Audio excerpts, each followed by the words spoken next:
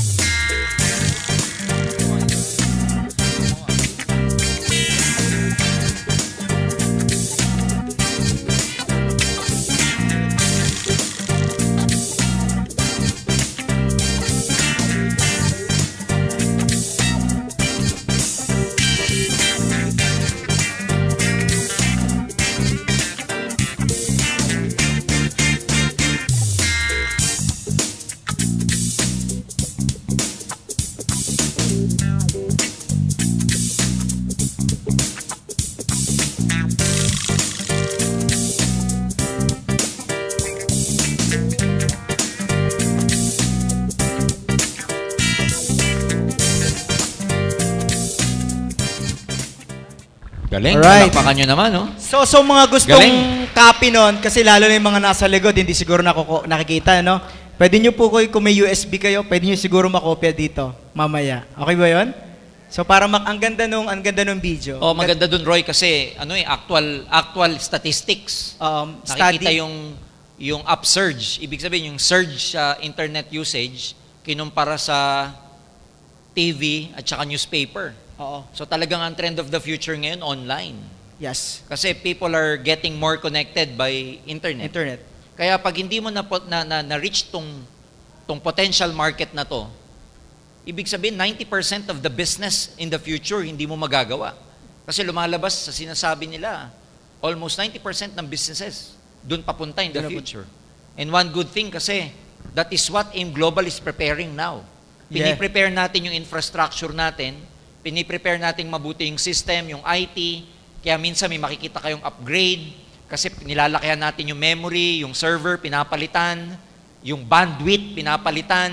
Lahat ina-upgrade. Kasi ang magiging market ng AIM Global magmula ngayon, global economy na, global market na. Kasi, Roy, we have to understand na dinesign po ang system natin way back nung panahon nyo. Wala pa ako nun eh. Para namin.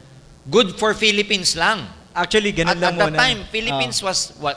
70, 80 million at that time. Yun lang ang target market. Yun ang- Actually, oo. sabi nga namin, sir, 5 million lang tayo, grabe na. Yeah. Ganun na kami kabaliw. Oo. 5 million lang makuha natin market sa Pilipinas kasi that time Grabe 90 na. 90 million. Sabi namin, grabe pare, mag 5 million lang tayo, malupit na. Totoo. Oo. Who would ever know, noong 2008, magkakaroon pala ng Facebook. Magkakaroon ng Twitter. Magkakaroon ng iba't ibang social media where people will be more connected by that time. Mm. So, ibig sabihin, from 70, 80 million capacity, ang capacity na kailangan i-prepare ng AIM Global ngayon, pang 6 billion na katao 6 billion. sa buong tao. So, Wow. everything is getting upgraded.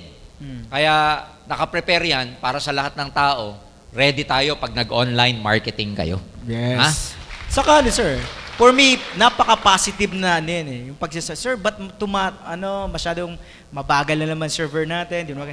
Isa lang nakita ko dun Dumadami tayo ng todo. Dumadami. Yeah, Sabi ko, sige, totoo okay yan. mag-recruit. Totoo yan. Hindi mo magal yan. Ang daming nagpapasok, nagta-traffic, but later on, ladies and gentlemen, don't worry. Oo. Kasi pinupulido lang mabuti ngayon, pero darating ang panahon talagang very smooth na ang pag-encode ng bawat isa sa inyo. Hindi na kayo mamumroblema. Kasi ang encoding, di lang sa Pilipinas Ibang bansa na Yeah, lalakas. ibang bansa na, lalakas.